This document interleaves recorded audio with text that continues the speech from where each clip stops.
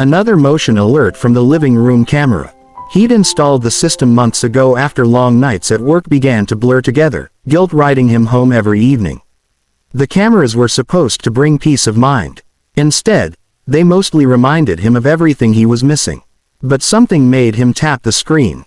The video loaded slowly, then sharpened into the familiar sight of his living room.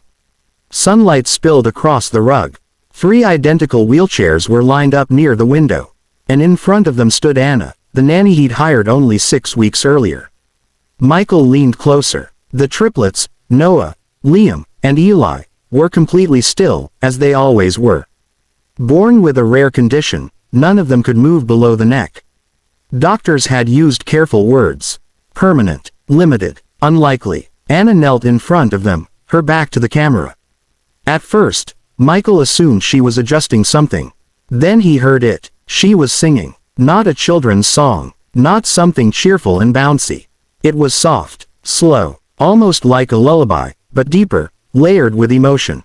Her voice wasn't perfect, but it was steady, and it filled the room in a way Michael hadn't felt in years. Anna gently lifted Noah's hand and placed it over her own heart. "Feel that," she whispered. "That's you being here with me." Michael's throat tightened. She moved from one child to the next, speaking to each of them as if they could answer back. She described the clouds outside. The smell of rain coming through the open window. The way the sun felt warm, not hot, on their faces. Then she did something Michael had never seen before. She began to dance. Not standing. She moved slowly, deliberately, guiding each wheelchair in a small circle, careful not to jolt them. Her movements were awkward at first, then graceful in their own way. She laughed quietly when one wheel squeaked, apologizing to it like it was alive. Michael stared at the screen, stunned. He'd spent years focusing on schedules, therapies, specialists. He loved his sons with everything he had, but love had slowly turned into fear. Fear of hoping. Fear of imagining anything more than survival. The song ended. Anna rested her forehead against Liam's. "I know you're listening," she said softly.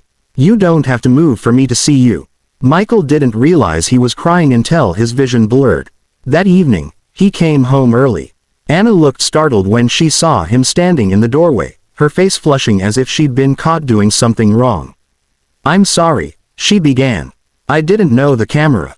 "Don't stop," Michael said, his voice breaking. "Please." She hesitated, then nodded. She placed his sons in a line again and turned on the same song. Michael knelt beside them, seeing up close what the camera had shown him from afar. The calm in their eyes.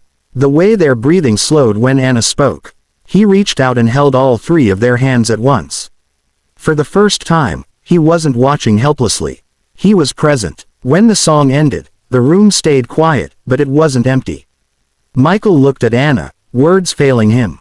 She gave a small, uncertain smile, like she hadn't realized what she'd given. The camera light blinked softly in the corner, still recording, but this time, Michael didn't feel like it was watching something he was missing. It was capturing something he had finally found again.